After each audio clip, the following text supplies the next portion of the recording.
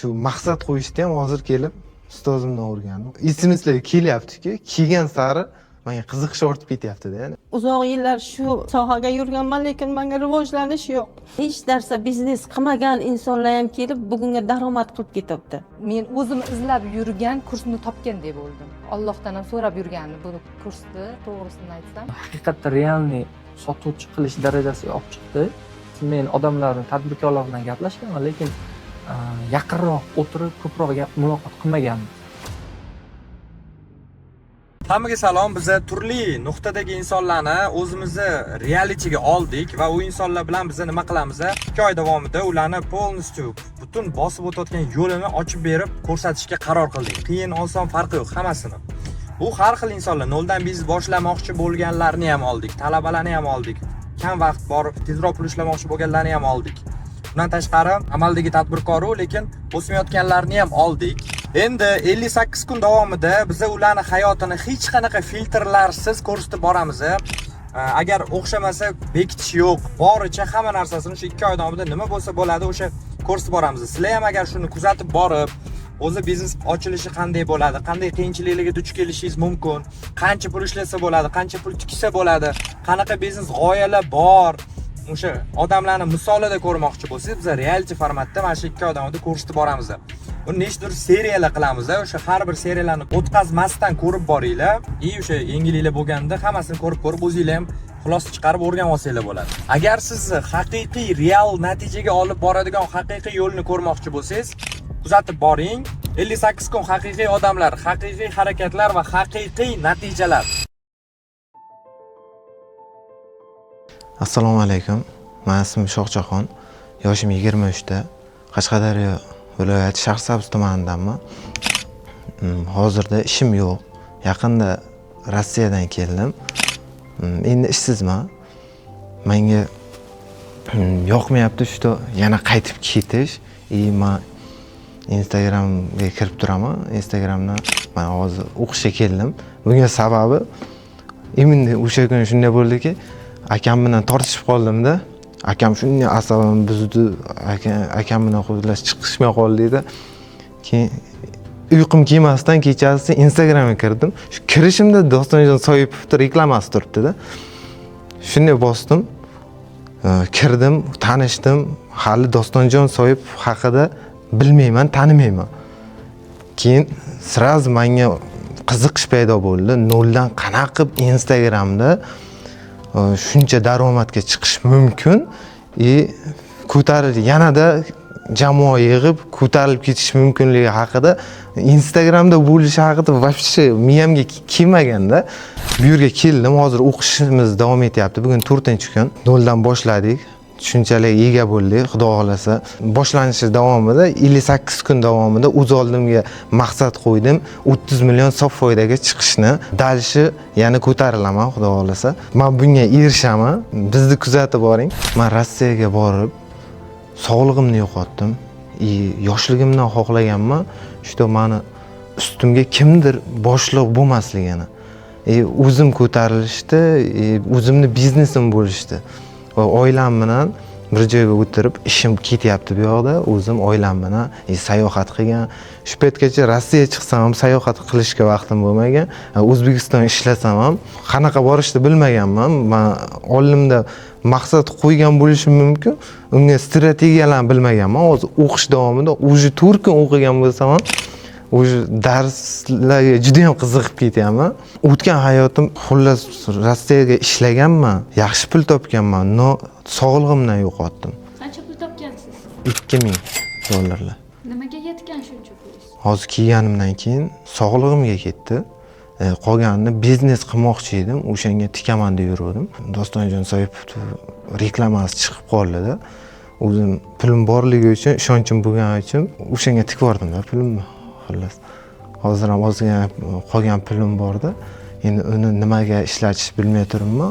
Bu yog'iga xudo xolasa shu ustozim o'rgatgan, ustozim aytgan narsani qilib, yaxshiroq daromadga, milliardlarga chiqish orzum bor. Shu maqsad qo'yishda ham hozir kelib ustozimdan o'rgandim. Qanaqa etapma-etap ko'tarilib borishdi. Xullas, men qayerga bo'lsa ham shu biznes kitoblarga juda qiziq edimda. Rossiyaga ozroq bo'sh vaqtim bo'lganda kitoblar o'qib turar edim, har xil biznes bo'yicha. Keyin ustoz kerak ekanda. Ustozsiz bo'lmaydi. Hattoki payg'ambarlar tarixi degan kitobda ham o'qiganman. Men bu o'qishga kirganimda juda ham xursandman. 58 kun davomida 30 million so'm sof foydaga chiqishni maqsad qilib qo'yib oldim o'z oldimga. Men juda kam qo'yib qo'yibman, keyin bilsam bundan ham katta natijaga erishsa bo'lar ekan. Hozir 4 kun davomida shuni o'rgandim. Men o'qituvchimni o'z energiyasini ko'rib, men o'z energiyam oshib, hali yetishgan, hali esimizlarga kelyapti-ku, kelgan sari menga qiziqish ortib ketyapti-da, ya'ni. Hozir ham esimiz kelyapti mana. Faqat javob berishga vaqt bo'lmayapti. Ya'ni dars qilishim kerak, dars ham olishim kerak. Shuni jalb qilish, klient yozadi deb o'ylamaganman. siz o'ylagandan osonroq. Men o'ylagandan ancha oson. Ancha oson. Atelyem bor, lekin daromadimni 10 barobarga oshirmoqchiman. Mening ismim Bashorat, amaldagi tadbirkorman. Atelyem ishlab turibdi, lekin tizimlashtirilmagan. U yerga ham tikuvchi ham o'zimman, bichuvchi ham o'zimman, shogirdlarimga ustoz ham o'zimman. Hamma narsa o'zimning bo'ynimga. Ustozim Doston Soyibning kurslarini eshitib turib, 3 kunlik marafonni uy ishlarimni qilib, ayni o'sha dam olish kunlariga to'g'ri kelib qoldi. Kalonkani ulab 20 ta panka yopdim, bir tandir non yopdim, lekin uzoq yillar shu sohaga yurganman, lekin menga rivojlanish yo'q. Shu uchun bularni eshitib, shu sohaga rivojlanishga o'zimga ahd qildim. Ko'p qarshiliklar bo'ldi, o'qimagan, mashininglarni qo'liga tushibsan, kam pul emas, shuncha pul. Nimani o'rganasan degan ko'pchilik menga negativ fikrlar ham bo'ldi, lekin hech kimga quloq solmasdan yuragimga quloq solib, shu joyga keldim. Mana bugun 4-kun yangi bilimlar olyapman. Bilimini bilmasangiz ham rivojlana olmaykansiz-da. Hamma senga shu yoshingga nima kerak? Bilgan bilimingni qil. Bilasan, hamma narsani bilasan, senga yana qanaqa bilim kerak degan negativ so'zlarga ham quloq solmasdan, shu yuragimga quloq solib shu joyga turibman. Ancha bilimlar oldim. Bugun 4-kun. Lekin men Xudo xohlasa 56 kun mobaynida shu daromadimni 10x ga oshiraman deb va'da berdim. Xudo xohlasa undan ham ko'p daromad topishga o'zimga ham, jamoamga ham, murabbiylarimga ham va'da berganman. Xudo xohlasa shuni ustidan chiqaman. Qachonki bilim olish beshikdan qabrgacha deyilgan, bejizga aytilmagan bu so'zlar. Ilmini olsangiz, bilim olsangiz, sohangizni rivojlanishiga qachonki bilim olsangiz rivojlanib bilaykansiz-da. Jamoa yo'llashni bilmayman. Bu yerda o'rgatilibdi, jamoani qanday yo'llash, qanday ishlatish, ishchilar bilan ishlash, barcha bilimlar berib borilibdi. Xudo xohlasa shu bilimlarni qo'llagan holda shu atelyemni katta bir fabrikaga aylantirish niyatim bor. Xudo xohlasa.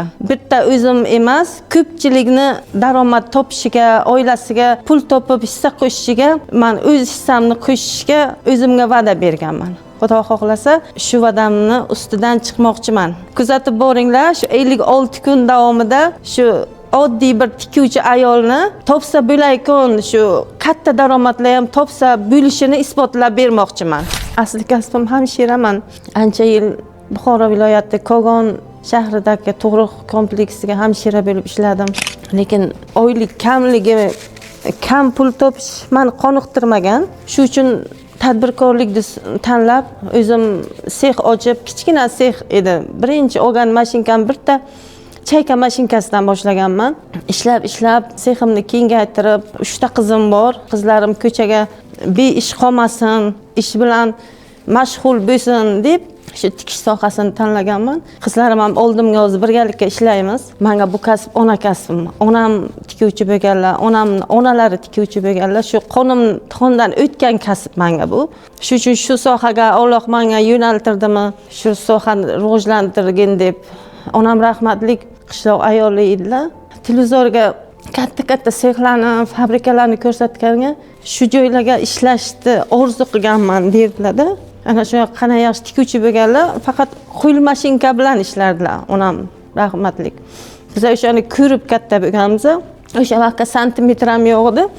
Shuna qarichlari bilan o'lchaydilar. Qarich, bir qarich 2 barmoq, bir qarich 1 barmoq deb bizga tushuntiradilar. O'sha sharoitlarga tikuvchilik qilganlar. Men o'zimga shu ahd qildimki, shunday rivojlangan zamonga hamma narsa bor. Bilim olaman desang, mutaxassislar bilim beradi. uskuna olaman desang hozir hamma narsa bor. Hamma narsani ishlatib, nima uchun men rivojlanmasligim kerak? Onam rahmatlik o'sha sexga ishlashni orzu qilgan bo'lsalar, men o'shanaqa sexni rahbari bo'laman deb intilganman. Mana o'qish jarayonida 4-kun bugun Instagram, Telegram, target yo'q ishlarni bilmasdim. Ana murabbiylarimiz boshimizga turib, birta knopkani o'zimiz qo'limiz bilan bostirib, ana shuni bossang shunday bo'ladi, buni bossang bunday bo'ladi deb murabbiylarimiz chin dildan o'rgatyaptilar. Menga shu yoqqan tomoni noldan hech narsa biznes qilmagan insonlar ham kelib bugunga daromad qilib ketyapti. Qilsa bo'lar ekanda, meni nazdimda nol bo'lib ham, hech qanaqa daromad qilmay turib ham, hech narsa biznesi yo'q insonlar ham kelib o'qisa, bilimini olsa, pul topay ekanda, pul ko'p, lekin topish yo'lini bilmaymiz biz. Qanday qilsa pul keladi. U uchun ilmini olish kerak ekan, harakatini qilish kerak ekanda. Men kutmagandim bunaqa muhitni, komandani, tanimagan, ko'rmagan odamlar bir-biriga g'amxo'rlik qilishini, ustozimiz komanda bilan qanday ishlashlarini ko'rsatyaptilar. Bitta hamma bir kishi uchun, bir kishi hamma uchun degan qoidalar. Menga shunday xursandman sherik kelganimdan. Men qarorni bejizga qabul qilmagan ekanim. Xursandman shu joyga kelib ilm oladiganimdan, rivojlanishga ahd qilganimdan. Chunki bu nimadan darak? Chunki bu muhitni ko'rdim. Men bejizga kelmagan ekanim. Men ko'zim yetibdi men rivojlanishimga, shu joyga kelganimga. Albatta, o'ylagan niyatlarim Alloh shu yoshimga taqdir qilganmi degandim. Shu yoshimga taqdir qilgan ekan. Xudo xohlasa rivojlanaman. O'ylagan niyat maqsadlarimni mayli barvaqt bo'lmagan bo'lsa ham, kech bo'lgan bo'lsa ham, barvaqt kech yo'q, lekin menga sizga yoshimga qarab hamma aytganiga aytaman-da, kech bo'lsa ham men shu niyatimga yetaman. Men xursandman shu joyga ekanligimdan. Sizlarni ko'rib turganimdan xursandman. Men juda ham yig'lab qolman, kechirasizlar. Xudo xohlasa 58-kun o'qishimizni keyingi kunlariga o'sha o'zi bashorat orzu qilgandagi daromadga hamda o'zim orzu qilgan kvadrati katta bo'lgan 100 kvadrat deganman, 100 kvadratga ega bo'lgan katta sexim bo'lishini orzu qilaman. Hozirga atelyem bor, faqat menga kichkinaligi qoniqtirmaydi. Xudo xohlasa shu dars davomiga bilimini olib, ustozlarning yordami bilan joyimni ham kengaytirib, daromadimni ham o'sha 10x deganman, 10x ga oshirib, keyingi kunlarga sizlarga natijani ko'rsatmoqchiman, xudo xohlasa. Bir tanishim tarmoqchi, yurasanmi tikuvchilik qilib, ko'zingni nurini ketkazib, yaqinga ko'r bo'lib qolasan. Undan ko'ra ana biznes qilgan, bizning nazdimizga tikuvchilar qul degan gaplar shuna yuragimga tekkan. Men shu tikuvchilarga aytmoqchiman, oddiy tikuvchilikdan katta daromadga erishib, katta daromad topsa bo'ladi. Men shunga ishonaman. Men shu o'quvchilarimga, shogirdlarimga ham shuni ta'kidlayman. Bu tikuvchilik kasbi eng savobli kasb, jannat kasbda. Chunki tikuvchilar insonni avratini yopamiz biz. O'ziga kiyim tikib kiygizib qo'ysak, unga emotsiya beramiz biz. Xursand bo'ladi. Shu klientlarimga tikib kiygizsam, kiyib xursand bo'lib o'ynagan, rahmat sizga deb minnatdorchilik bildirgan vaqtda barcha qiyinchiliklarim, yillar davomiga qilgan mehnatlarimga rozi bo'laman. Shu kasbni tanlaganimdan, ona kasbimni tanlaganimdan xursandman. Allohga shukr. Tikuvchilar ham katta daromad topsa bo'ladi. Isbotlab beraman buni. Menda hozir pul bor. Shu paytgacha ham bo'lgan, lekin layoqat yo'q. Ish boshlayman, misol uchun, ish boshlayman, lekin yarim yo'lda qolib ketadi. Mening ismim Gulhayo.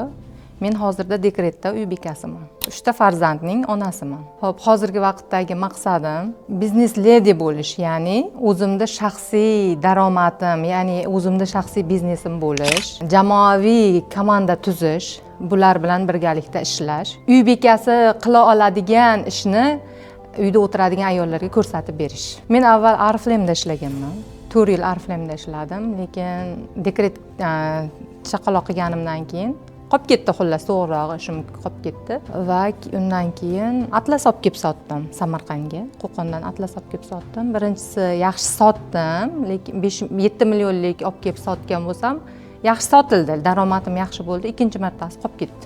O'sha narsa sotilmagandan keyin ish joyi pastga tushib ketaveradi. Sotgisi kelmaydi, umuman qiziqish qolmaydi, qolib ketdi. Ariflem ham qolib ketgan o'lda jo'lda, bu ham qolib ketdi. Va keyin Dostonjon Saypovning kursini shu noyabrda, 2-noyabr kuni ko'rib qoldim. Instagram orqali ko'rib qoldim.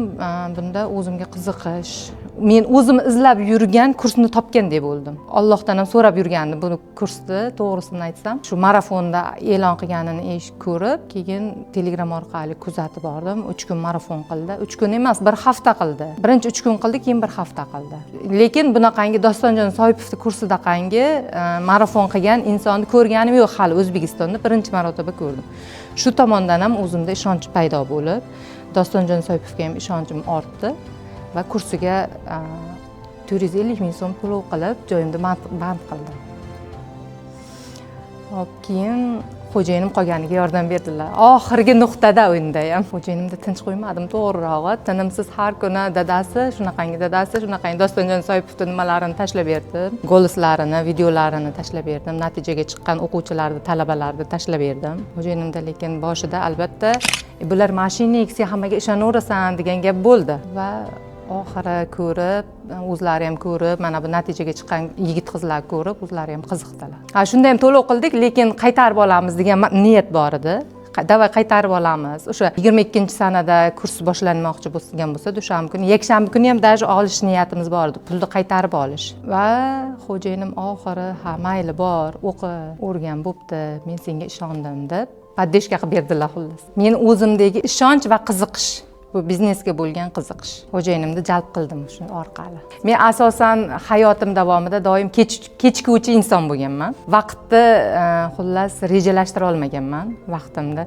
Hamisha harakat qilganman shu vaqtni rejalashtirishga, nima qilishga harakat qilganman, lekin eplay olmaganman bu narsani. Mana shu yerga kelib, Mo'tabar ustozimizning yordamlari bilan vaqt qadrini, vaqtni to'g'ri rejalashtirishni o'rgandim. Va bu vaqtni rejalashtirish qanday insonga zavq berishini, qanday o'zini yaxshi his qilishini o'rgandim. Asosan bu yerda oyiga 100 million daromad. Mart oyigacha. 58 kun ichida 20 millionga chiqaman inshaalloh oyiga. Oyiga har oy. Yanvarda 20 million, fevralda 20 million.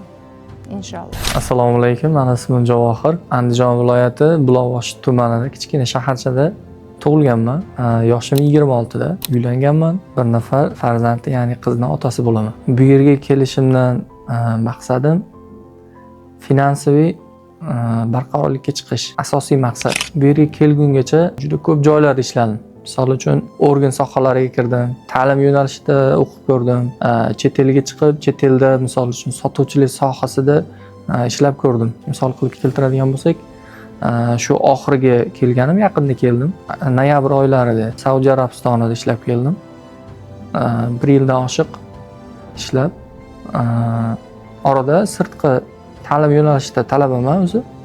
Andijon davlat pedagogika instituti milliy g'oya ma'naviyat asoslari huquq ta'limi yo'nalishi 4-bosqich talabasiman.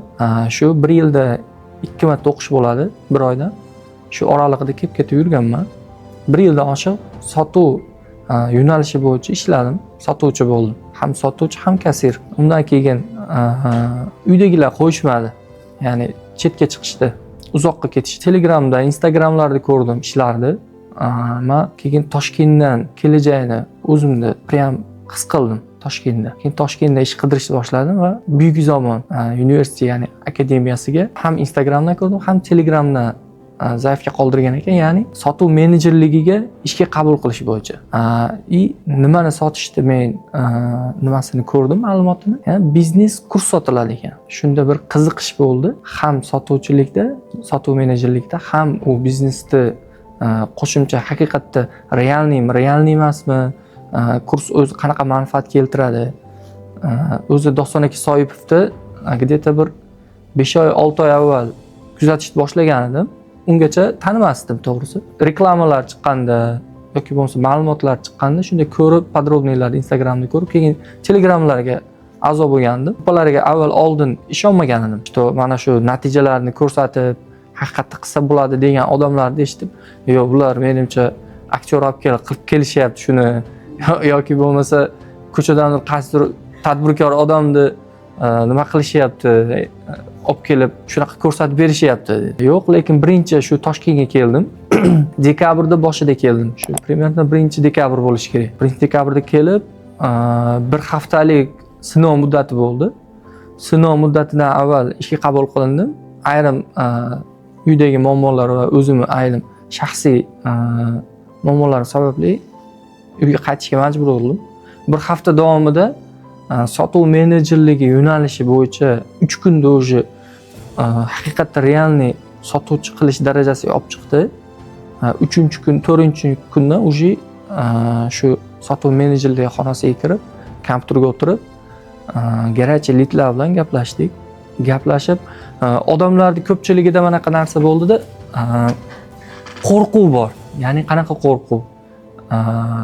O'qishni bilishyapti, kuzatishadi, lekin risk qilishga qo'rqyapti-da.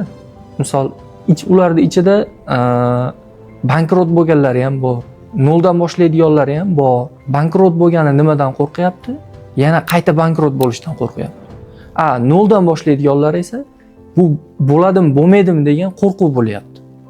Lekin hamma Instagramdan ham, Telegramdan ham kuzatganlari ko'rgan, haqiqatda natija qilgan, lekin mendaqa fikrlagan. Hozir ham xuddi shunaqa. Примерно где-то 70% shunaqa fikrlaydi. 30% realno как shunday miyani joyiga qo'yib, oldiga maqsad qo'yib, tavakkal, risk qilib shu yerga kelishdi, shu bitta natija olish uchun. 30%. Qolgan 70%da hozirda ham gumon bor. Xudo xolisa inshaalloh mana shu nimalarni ko'rsatib 13-potokda o'qiyapmiz. 13-potokda ham yana ham yaxshiroq natijalar qilib ko'rsatib bersak, Xudo xolasa 70 ni 30 ga aylantirishimiz mumkin, Xudo xolasa. Bu yerda birinchi sotuv menejerligida ishlab turib, 3 kun, 4-kunda haqiqatda u yerda men o'zim gaplashib, Doston aka Soyev orada ozgina yig'ilishlar bo'ldi. Yig'ilishlarda Doston aka Soyev shaxsan o'zi bilan ko'rishib, oldi o'tirib, yig'ilishda o'tirdim. Shu Doston aka Soyev tadbirkorni ko'rib, gaplashib, fikrlashini, nimalarni fikrlaydi, nimalar qilsa qanaqa bo'ladi, biznesmen qanaqa fikrlashligini men ko'rdim. Avval biznesmen odamlar, tadbirkorlar bilan gaplashganman, lekin yaqinroq o'tirib, ko'proq muloqot qilmaganmiz. O'sha kuni juma kunimi? Xuddi shunaqa kun edi. Juma kuni kechki vaqtda soat 8 dan soat 10:00 gacha, kechki 10:00 gacha bizni qimmatli vaqtini ajratib, biz bilan o'tirib gaplashdi. Suhbat qildi hammamiz bilan. Qanaqa nima maqsading bor, qanaqa o'zi bu yerga kelishda maqsading nima o'zi, qayerdansa hamma yo'qni so'rab, gaplashib, hamma o'zini ko'pchiligi anaqasi fikri shunaqa. Xuddi mendaqa. Ya'ni qanaqa, misol uchun sotuv menejerlarida ham 80-90% hozir 2 kishi bo'ldik. Yana Abdullo degan bola ham bor. Birga o'qiyapmiz hozir. Qolgan bolalar xuddi shunaqa. Ham o'qib turib, ham sotuv menejerligida ishlash maqsad ularda ham. Ular ham xuddi menga o'xshab borib, ishlab, haqiqatda shu natijasi bormi, yo'qmi, ko'rsa bo'ladimi degan narsada kelishgan ko'pchiligi. Men ham shu narsada ko'rdim, bildim va uyga ketdim. 2 hafta davomida o'zimga maqsad qo'ydim, o'zim bilan kurashdim. Uydagilardan faqat onam sal qarshiga o'xshadi. Ota-onam meni nimamga misol uchun biron nimani qilaman desam qarshilik qilmaydi, lekin to'g'ri maslahatlar beradi, yo'nalishlar beradi. Shu onamda ozgina qo'rquv bo'ldi, shu ta'limni qilgandan keyin haqiqatdan natija oladimi? Xuddi shu odamlar 70% o'ylaydigan odamlardek fikrladi. Men tushuntirdim, gaplashdim onam bilan.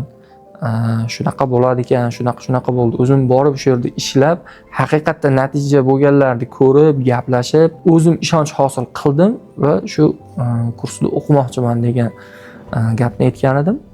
Onam ham boshida qarshi bo'lgandi, keyin rozi bo'ldi. Moliyaviy taraflama mablag' bor edi, endi uni joyi bor edi, sarflaydigan. Alif nasiya orqali to'lov qildim. Ya'ni bu juda katta risk. Misol uchun 19-kuni to'lov qildim. Hozir yanvarda 19-da to'lov qilishim kerak. Bu juda katta risk. Birinchi o'rinda menda ishlagan narsa ishonch bo'ldi. Ishonch. Avvalo inson o'ziga ishonsagina boshqa narsalarga yoki boshqa ishlarga umuman qaraganda insonga yoki biron bir ishga ishonch bo'ladi. Avvalo insonning o'zi ishonsa, keyin boshqa narsalarga ishonch hosil bo'ladi ekan. Men shu narsani tushunib yetdim. Shu yerga borganimdan, ishlaganimdan keyin maqsadni qo'yib, maqsadga birinchi qadam qanday qo'yishdi, o'ziga maqsad qo'ygandan keyin unga tinmasdan harakat qilish kerakligini bu yerga kelib tushundim. Ya'ni transformatsiyada shu ismlari mo'tabar ustozimiz 2 kunlik transformatsiyada juda prям ichingizdagi o'zi aytgandek axlatlaringizni chiqarib tashlaydi ekan. Qayt qilasizlar dedi. Boshida kelganda kulguliga o'xshadi. lekin keyin haqiqatda ichingizdan narsa chiqib ketgandek bo'ladi. Ichida misol uchun to'planib qolgan og'riqlaringiz, misol yaralaringiz bo'ladi. Uyingizdagilar misol uchun bosim o'tkazgan bo'lishi mumkin yoki bo'lmasa do'stlaringizdan bosim olgan bo'lishingiz mumkin. Ko'chada muammolaringiz paydo bo'lgan bo'lishi mumkin. Shu yoshligingizdan ko'payib hozirgacha necha yosh bo'lsangiz ham shu yoshingizgacha kelgan muammolaringiz, qo'rquvingiz, hamma narsalaringizni shu transformatsiyada chiqarib yuborsangiz bo'ladi ekan.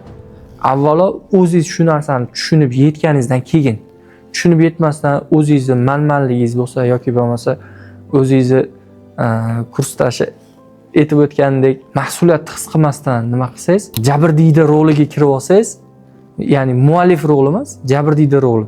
Bu qanaqa bo'lishi mumkin? Jabrdiyda roli misol uchun siz so'z berdingiz kimgadir, qayergadir borishga yoki bo'lmasa ishga qabul qilishga deylik. Ertaga soat 8 yetib keling dedi. Bo'ldi, men ertaga soat 8 yetib kelaman dedingiz. Lekin yetib kela olmadingiz. Kech qolib keldi, 8:30 da keldingiz misol uchun. 8:30 kelib borib kirganingizda sen kech qolding desa, u jabrdiyda roliga o'tib olsa misol uchun, men kech qoldim, sababi shunaqa edi, shunaqa bo'lib qoldi. Misol uchun avtobus bo'lmadi, mashina probka edi ekan taksida.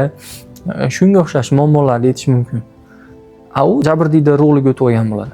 Muallif roli bo'lsa, o'sha narsani qila olmadi. Ya'ni men haqiqatda shu ishni qila olmadim, to'g'ri tan olaman. Ya'ni tan olish bor, mas'uliyat his qilmaganligi bor bu yerda. Muallif roliga o'tib tan oldim narsani. Agar men shu vaqtidan o'zim fikrlagan narsamni vaqtliroq chiqib, shu narsaga mas'uliyatli bo'lib, shu yerga ertaroq yetib kelganimda, men hozir bu yerga kech qolmasdan, kech qolsa aytilgan vaqtdan yarim soat yoki 15 minut oldin kelgan bo'lardim. Hop, moliyaviy tomonlama tarafga o'tsak, shu alif nasiya tomonlama bo'ldi, to'lov. Finansiy tomonlama misol uchun uyimdagilar, ya'ni oilamda qizim kasal bo'lib qolgan holatlari bo'lgan. Yoningizda cho'ntagingizda pul yo'q bo'lsa, farzandingiz kasal bo'lib tursa, yo'qchilikdan juda qiynalib ketganingizni his qilasiz ekanda, haligi uni so'z bilan tushuntirish qiyin, to'g'risi. U vaziyatga tushib ko'rgan odam biladi. Misol uchun katta pulini yo'qotgan odam boshqacha his qiladi. Yaqinlari ham kasal bo'lib, shunaqa holatga tushganda, pul yo'q bo'lganda boshqacha hissiyot bo'ladi. Menda shunaqa holat bo'lgan. Alhamdulillah, Allohga shukr. Alloh o'zi yetkazadigan joyiga yetkazib bergan, bermagan demayman. Avvalo Allohdan so'rasa hamma narsa bo'ladi. Niyat qilsa, so'rasa bo'ladi. Shunga yetkazgan. Keyin men o'zimda bir fikr paydo bo'lgan. Nima uchun farzandlarim kasal bo'lsa yoki bo'lmasa uyda muammo bo'lsa, ya'ni finansiy, ya'ni pul mablag' tomonlama muammo bo'ladigan bo'lsa, uyimda pul bo'lmaydi degan fikr paydo bo'ldi.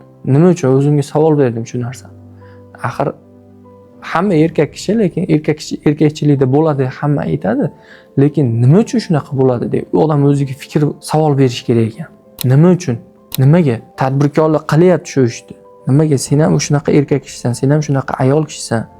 Sen ham harakat qilsang, natija qilsang, o'zingning ustingda ishlasang, to'xtab qolmasang, harakat qilsang oxirigacha yeta olasan. Nima uchun senda shunaqa narsalar bo'lmayapti degan o'zimda ichki bir hissiyot paydo bo'ldi. Savol bo'ldi o'zimga. Mana shu narsadan sekin shu yergacha olib keldi meni shu narsa. To'g'risi men 1 yillikka qo'ygan edim maqsad. Kursda oxirigacha, ya'ni 2 oylik hisoblanadi. 2 oy bo'lsa, 1-oyligida 25-kundan hisobladim men. O'qish 22-kundan boshlandi. 2 kun transformatsiyani chiqarib olasiz. 25-kundan 25-yanvargacha 20 million sof foyda ishlash bo'ldi. Maqsad qo'ydim shunga. Endi to'g'risi oson bo'lmaydi. Keladiganlarga, hozir shu yerda bo'layotganlar, kelmoqchi bo'lganlarga ham maslahat, oldidan biron bir to'siq chiqib qolsa, meni to'g'rimda to'siq chiqdi, ya'ni devor deb tasavvur qilsak, oldimda devor, ro'paramdan devor chiqdi. Men bo'lmaydi ekan bu menga deb orqaga qaytib ketmaslik kerak. U devorni yo buzib o'tish kerak yoki chetlab o'tish kerak. Yo'lini topish kerak, devorni olib tashlash kerak. Shundagina shu qiladigan maqsadimizga erishamiz, natija qilamiz. Keyin o'ziga ishonchi baland bo'lish kerak. Shu yerga kelib bildim. Mana 3 kun sotuv bo'yicha, masalan, Instagramda target yoqish, Instagramda yurgizish, biznes akkauntlar qanday ochib, qanday nima qilishlarni birinchi kuni o'rgatdi, birinchi kundayoq menda muammo bo'lmadi. Ko'pchilikda shu muammo bo'ldi yosh kattalarda. Lekin oldindan misol uchun menda viza karta bo'lgani uchun ozgina bunday yoshimga qaraganda tushuncha, ya'ni texnikaga tushunganim uchun menda unchalik u narsalarda qiyinchilik bo'lmadi. Yosh kattalarda ko'proq shu narsada qiyinchilik bo'ldi. Avvalroq misol uchun to'lovni misol o'qish 3 oydan keyin boshlangan bo'lsa, 3 oy avval qilganlar yutyapti. Men 19-dekabr kuni to'lov qilib gruppaga qo'shilgan bo'lsam, oktyabrda oxirida to'lov qilib kirganlar ham bor ekan. Misol uchun alif limitni olib to'lov qilganlar ham bor ekanda, ularga qanaqa bo'ladi? Misol yopiq gruppa bo'ladi ekan uning ichida. Endi sal ochiqcharoq qilib aytaman. Yopiq gruppaning ichida onlayn shu yergacha tayyorlab keladi ekan. Shu o'quvchilar orasidan. Onlayn misol uchun men avvalroq to'lab qo'ydim to'lovni. Endi qanaqa to'layman shu narsani? Bir oy o'zi to'lov muddati kelyapti deb panikaga tushmasdan shu onlayn o'rgatadigan darslar ham bo'lar ekan. Yaxshilab fikrlarni hamma yo'qni joyiga qo'yib, o'rganishga harakat qilib, maqsadini qo'ygan bo'lsa, maqsadini o'sha vaqtdan boshlab qo'ysin deb men maslahat beraman shularga. Ko'proq yutadi ekan. Avvalroq to'lov qilib, avvalroq qo'shilganlar. Ko'pchilik aytdi, 1 oy, 2 oy, 3 oy avval to'lov qilganman. Biz avvalroq bu holatni o'tib ketib bo'ldik dedi. Menda shu taraflama muammo bo'ldi. Targetni yoqib, ishonchsizlik bo'ldi. Ishonchsizlik deganda qanaqa? Misol uchun yopiq Telegram gruppa optimchilar kanali beriladi ekan.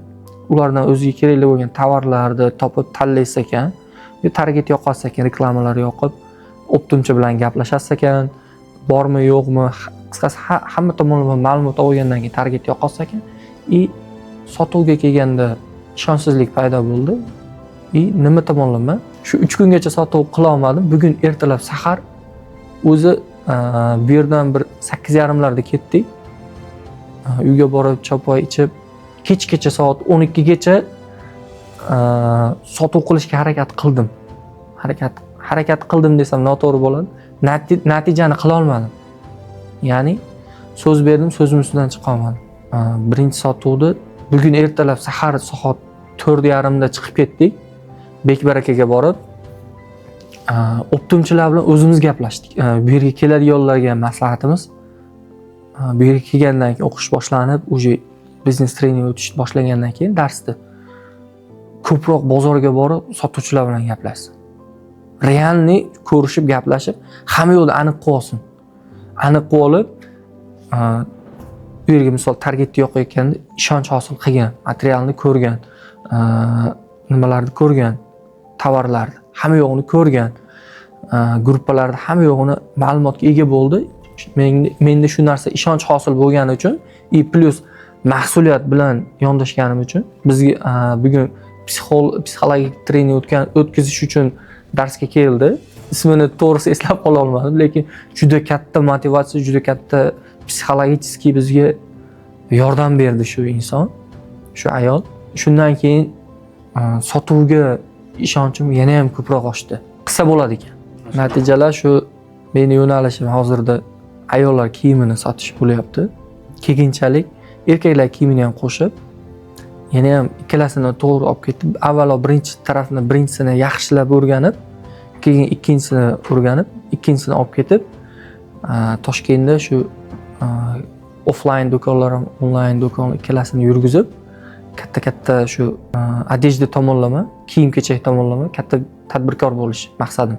Raqamlarda yil yakunigacha, ya'ni 2026-yil yanvar oyigacha 1 milliardga chiqish. Bu qanaqa bo'ladi? 1 milliardni men o'zim hisob-kitob qildim.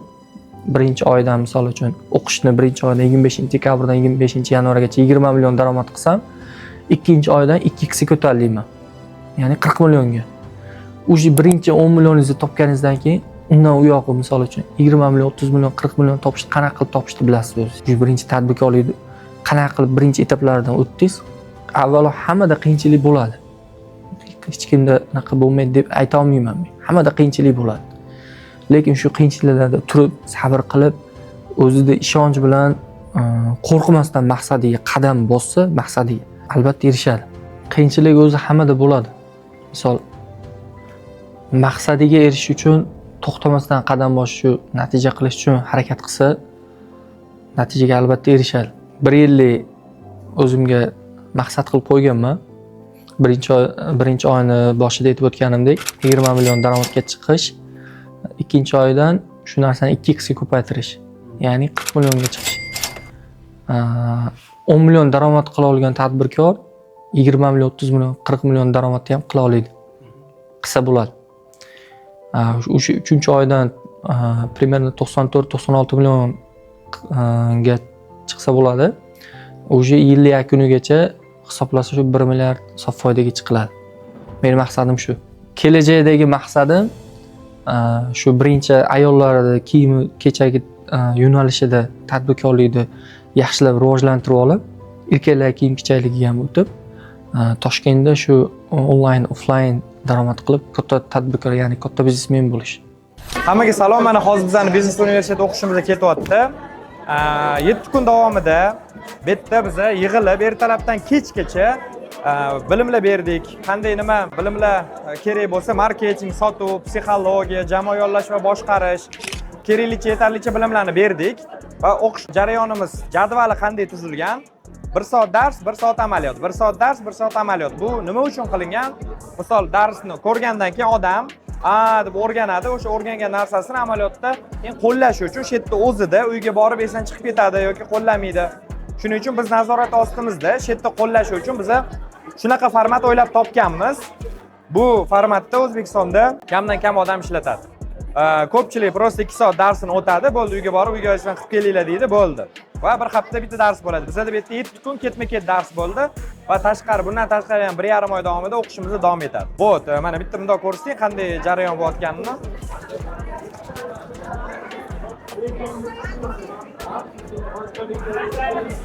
Hozir mana bizda mustaqil ish bo'lyapti. Mustaqil ish degani mana shu odamlar o'zi telefonini olib, bir ham mana mijozlar bilan suhbatlashib, bir ham sotuv qilishyapti. Mijozdan telefon raqamini olib, telefon qilib, alo deb sotuvlarni qilishyapti. 150-60 tacha odam. Va bu yerda biz o'zimiz mana qo'ldan kelgancha bajarish qilamiz. Hamma har xil narsa sotyapti. Telefon qilib, har xil biznes yo'nalishlar, ko'pchiligi onlayn do'kon ochishgan. Bir o'z xizmatini sotishayotganlar bor, konsalting xizmatini sotayotganlar bor, produktlar sotayotganlar bor, xullas har xil turdagi xizmat sotayotganlar bor, o'quv markazini qilayotganlar bor. Xullas har xil yo'nalishdagi tadbirkorlar dars olishadi bizda. Xullas bizdan bitta doska ham bor. Shu doskada ertalab odamlar kelib, rejasini yozadi kunlik. Misol, bugun men kun davomida reklamaga shuncha sarflamoqchiman, shuncha pul ishlamoqchiman va shuncha sotuv qilaman deb reja qo'yadi ertalab soat 9 da va kechki payt 19:00 gacha shuni kun davomida bajarishi kerak bo'ladi. Muhim vazifalarni qo'yib bajarish kerak bo'ladi. Shunaqa biznes universitetida o'qishimizda hozir o'qishimiz ketyapti. Bugun o'sha oxirgi 7-kun.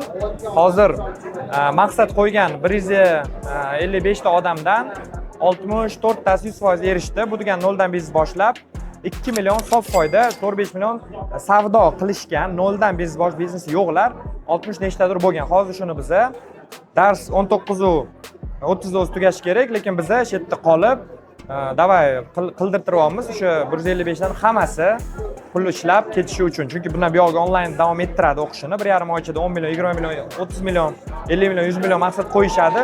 Lekin birinchi 2 million bu eng bosib o'tish qiyin bo'lgan yo'l. Shu birinchi 2 millionni, birinchi 3 millionni bosib o'tsa, katta ehtimol bilan qolgan maqsadlariga ham erishishadi. Xo'p, endi qaranglar, hozir qisqa formatda u kimdan so'raymiz, nima bo'ldi, qanaqa bo'lyapti, random tarzda. Buni tanlagan emas, bunda o'zimiz bir ikkita odamlardan so'raymiz-da. Mana Shahzod yonimizda turgan ekanlar, mayli. Va alaykum assalom. Xullas, mana nima qildingiz 7 kun? Nimalarni qisqa faqat uzoq siz 10-20 soniya 10 soniyada javob bersangiz, nima bo'ldi 7 kunda? Birinchi olgan, bilganmi? Nima yangilik o'rgandingiz? Birinchi kelganimizda unaqa bo'ldi. Bizani transformatsiya darslari bo'ldi 2 kun. Nima oldingiz undan? Undan o'zimizga ishonch, hamma narsani yengib o'tsa bo'ladi. Mana shunaqa narsalar oldik. Miyamizdagi bloklar, chegaralarni ochib yubordilar umuman. Ochilib ketadi. Kelgandan keyin qilish mumkin emas degan chegaralar bo'lmaydi. Qilishga ishonadi, ishonch paydo bo'ladi. Asosiysi o'ziga. Keyin 2 kundan keyin transformatsiyadan keyin biznes biznes unaqalar boshlanadi. Biznes darslari, sotuv, bizdan ustimizda guruhlar ajratilinadi. Hammaga 10 tadan guruh ajratilinadi. Ustimizda murabbiyimiz bo'ladi. Hammamiz kelishib, xullas, sotuvlar qilishni boshlaymiz. Hammamiz vazifa qo'yamiz, maqsad qo'yamiz. Shu 7 kunda maqsad qilib o'shanga erishishimiz kerak. Shunga hamma yordam beradi bir-biriga. Networking ham bo'ladi. Nima qildingiz o'zingiz? Men erkaklar kiyimlar do'koni onlayn darslarda o'zi boshlagandim. Bu yerga kelib yana ham takomillashtirdim unaqalarini. Noldan biznesingiz yo'q edi oldin, to'g'rimi? Ha, noldan biznesim yo'q edi. Kursga yozilganimdan biri. Biznes ochdingiz, Ha, qancha ochdim. ishladingiz mana o'sha kundan bugun kungacha? Umumiy hisoblasa. U hozir hisoblamaganman, lekin men 7 kunda hozir 2 million 75 ming sof foyda qilganman. 275 ming 7 kunda emas, 2 kun transformatsiya bo'ldi. Ha, 5 kunda, 5 kunda. 5 kunda. Kuniga o'rtacha 500 ming foyda bo'lyapti. Shunaqa, to'g'rimi? shunaqa. 400 ming, 400 ming. Shunaqa. Kuniga 400 ming sof foyda ishlayapsiz, to'g'rimi? Shunaqa. Ko'proq ishlasa bo'ladimi? 1 million, 2 million kuniga ishlasa bo'ladimi? Albatta 1 million 2 million ishlasa bo'ladi, men ishondim. Nimaga mana siz ishlamayapsiz 1-2 million? Hozircha Ishlasa bo'ladi, to'g'rimi mana? Ha. Biroz qiziq menga o'zimga. endi ishlashni boshlasam kerak, men ishonaman. Nimaga ishlamadingizmi? Nima menda nimadir cheklovlar bo'ldimi? Tovarimni razmeri yo'q, tugab qoldi degan unaqa sabab bo'ldi shu. Ha, xullas, sotayotgan mahsulotingiz Ha, tugab qoldi. Agar mahsulot bo'lganda 1-2 million ham ishlardingiz. Shunaqa. Men bir kun, 1,5 kun, pashti 2 kun o'zi to'xtadimda, o'sha kecha eshitdim, xullas tovar razmeri yo'q deganligi uchun paltoyimga target yoqqanman, o'sha paltoyim 3 ta xullas unaqa bo'ldi, xadovoyligi aniqlandi. Joyidan tugab qoldi. Ha, shunaqa. Tushunarli, mana biz noldan tadbirkorlik qilib, kuniga 500 ming, 1 million foyda qilib biznesmen bo'lsa bo'lar ekanmi? 100% bo'ladi. Bu hali endi boshlanishida-mi? Bo'ladi. Oldinda. Ha, oldinda. Zo'r. Yana Sizga- nima bilimlarni oldingiz? Jamoa qurish o'tildi bugun. Jamoani sotuvchi yo'llash, o'sha jamoani boshqarish, shunaqa narsalar nasib bo'lsa o'zim jamoa qurib, shuni boshlamoqchiman, jamoa qurmoqchiman, xullas. Zo'r. Sizga rahmat aytmoqchiman, vaziyatdan foydalanib, kattakon Doston aka, kelsanglar o'qishga bir haftada, 2 haftada tadbirkor bo'lib chiqib ketishlaringiz mumkin. Rahmat kattakon. Zo'r. Hali o'qishimiz davom etyapti. Bu tugadi emas. Sizga ham katta rahmat, omad tilaymiz. Rahmat. Xo'p. Mana siz sohib, birinchi kun men esimda bor, razbor qilib berdim. Matematika darsingizni soting. 20 yillik tajribangiz bormi? Men mikrofonni olsangiz. 18 yillik tajriba. 18 yillik tasavvur qiling, matematika ustozi. Bundan oldin nima ish qilgansiz? Ustoz bundan oldin universitetda dars berganman. Necha pul oylik olgansiz? Oyligim 12 million. Aha. Bo'lgan. Hozir qancha ishladingiz mana shu bir kunni o'zida? Ustoz, to'g'risini aytsam, men chinni sotdim, oz-moz qiynaldim. Keyin Men boshida aytdim, qilmang dedim. to'g'ri. O'zingiz bu devorga dang etib urib, keyin odam borib quruq qonasa va og'ridi, qonadi deydi-da, o'sha maslahat olmaydi-da ko'pchilik. To'g'ri, ustoz, to'g'ri, rahmat. Men shuni tushunib yetdimki, mana bu yerdagi mana kelayotgan speakerlar, keladigan mo'ljallar hammasi ishlaydigan texnikalar ekan, ustoz. Men 100% ishondim. Shu kutdim. Shunday ochilib ketdi, mana bu nima ochilib, to'siqlar ochilib ketdi. Qanday to'siqlar ochilib ketdi? To'siqlardan birinchisi mana bu chiroyli ko'rinish. Qanday qaysi joyda xalaq beryotdi chiroyli ko'rinish? Maqsadga erishish qaysi joyda sizga xalaq beryotdi? Qanday tarzda? Ha, men o'zimni, masalan, o'zimga o'zim bahom juda past bo'lgan ekanda. To есть qanday o'ziga men buncha 500 ming sotsam olmaydi. Da. Shunaqa. Men o'zim onlayn sota olaman, kursim deb o'ylamagan ekanman. Faqat shu oylik bir ishonch bo'lmaganda. Nimaga ishonmaganmisiz o'z qo'lingizdan kelishiga? Da, qo'limga kelishiga ishonganman. Prosta odamdan yetkazib, odamdan oladimi, yo'qmi degan mana o'y xayollar nimalar bu paydo bo'lganda. Miyangizda nimadir cheklovlar bor. Cheklovlar paydo bo'lgan. Juda ko'p cheklovlar bo'lganda. Mana bu siz kursingizga kelgandan keyin men transformatsiyalarga o'tdik. U hamma cheklov olib qolmadi. Ustoz, shu bugunni o'zida mana bu 12 ta klient yozildi ro'yxatimga. Ha. Ularning ichidan ko'plari keyinchalik savdo qilamiz deb 11 million daromad qildim. Sof foyda, endi ularga kutub adabiyot bilan 10 million sof foydaga chiqdim bugunni o'zida. Bir kunda. Bir kunda. Bugunni o'zida. Bugunni o'zida. Mana qaranglar, diqqat bilan eshitinglar. Agar siz ham sohibga o'xshagan qandaydir nimadir sohaning egasi bo'lsangiz, tajribangiz bo'lsa, 3 yil bo'lsa ham bo'ladi, 1 yil bo'lsa ham bo'ladi. 1000 soat nimadir tajribangiz bo'lsa, bir kunda 10 million ishlashingiz mumkin. To'g'rimi? Bemalol. 18 yillik tajriba. 18 yil yig'gansizda, shu bir kun 1 million ishlashgacha yig'ilib kelgan bu cho'g'asizmi? Da, shunaqa. endi bu pulni bilmayman olganmisiz yo'qmi ulardan to'lovini. Endi kelajakda terib olasiz. Chunki bu hammasi agar pul to'lamagan bo'lsa, hammasi to'lamaydi. To'ladimi yo'q hammasi? Yo'q, hammasi 100 ming, 200 mingdan biron qilib qo'ydi. Da, predoplar qilib. Tushunarli.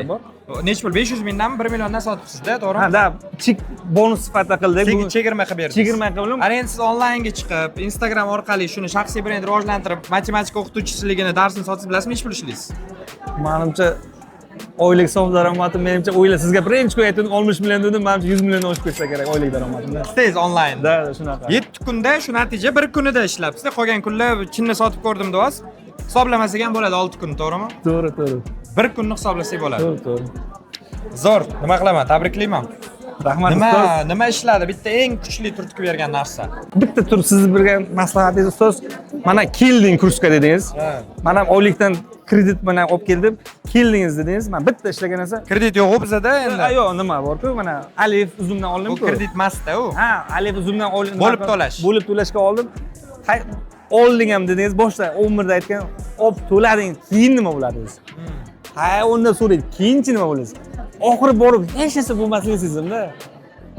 Nimada misol, pul olib bermasangizmi qaytarib? Yo'q, masalan, tavakkal qilib hayotni o'zgartirishda hech narsa bo'lmadi, yutqizmasligimda. Faqat foyda, tajribaga erishish mumkinligini tushunib yetdim. Qo'rqmasdan o'sha o'qishga to'lashdan qo'rqib o'tiruvdingiz. Da, shunaqa to'ladim. Nimadan qo'rquvdingiz? Ha, pulimni bersam, bu bo'lmasa-chi? U nimasi ko'chada har nima bor-ku, mashinalik shunaqa bo'lsa-chi degan narsalar bor. Firibgar deb o'ylagan. Noldan men o'ylayman, men 18 yil ishlab 12 million chiqaman. Noldan bu Dastonga nima uchun 13 million chiqaradi? Qanday to'g'ri kelmaydi? U cheklov bor ekan-da o'zimizda. To'g'ri, bir kunda ham ishlasa bo'lar ekan 12 millioningiz. Da, bir kunda, даже 1 soatda ishlaganini ko'ryapmiz-da. 1 soat. 1 soatda ham chiqyapti-da. Miyadagi cheklovlarni ochib o'qisa, xullas, iloji yo'q narsamiz yo'q ekan. To'g'ri, ustoz. Rahmat. Sizga ham katta rahmat, davomiy bo'lsin. Allohim. Demodagi ham keyingi intervyularimizda ham chiqib, natijangiz bilan bo'lishing.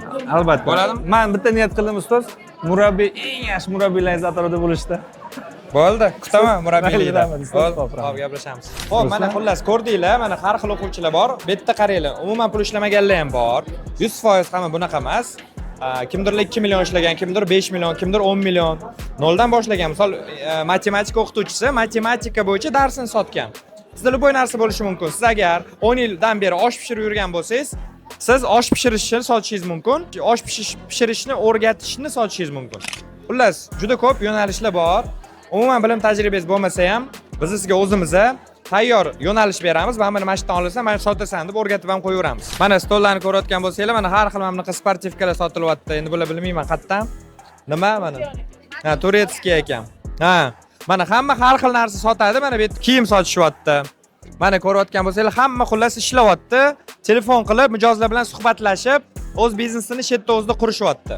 Mana shunaqa zo'r o'qishimizda shunaqa formatda o'tadi. Bo'ldi, bizani davom ettiringlar, kuzatib boringlar. Mana shunaqa videolar ko'proq chiqaramiz, foydali videolarni. Va o'sha reality ketyapti hozir. 4 ta 5 ta odamni olib biza shu 1,5 oy, 2 oy davomida hayot qanchalik o'zgarganligini har haftada, 2 haftada bir hafta bir serial qilib chiqazib boramiz. Siz ham bularni misolida ko'rib, o'zingizni hayotingizni o'zgartirishingiz mumkin. Menga obuna bo'lib, izohda yozinglar. Sizda qanday qobiliyat bor? 1000 soat nima ish qilgansiz? Nima deb o'ylaysiz? Qaysi biznes hozir 26-yilda siz qilib zo'r bo'lib keta olasiz? Hammaga salom. Bugun 2-yanvar. Bitta narsani sizlarga aytmoqchiman. Hozir biza Andijon, Buxoro, Qashqadaryo va Toshkentda 4 ta reality ishtirokchilarini uyiga boramiz. Va uyini ko'rsatib, borib gaplashib, o'zi qanday hayotda yashayotganligini ko'rsatmoqchimiz. Shu mashinamga o'tirib, biz mana yo'lga chiqdik. Hamma bosqichma-bosqich bo'layotganligini keyingi 2-seriyada sizlarga ko'rsatamiz.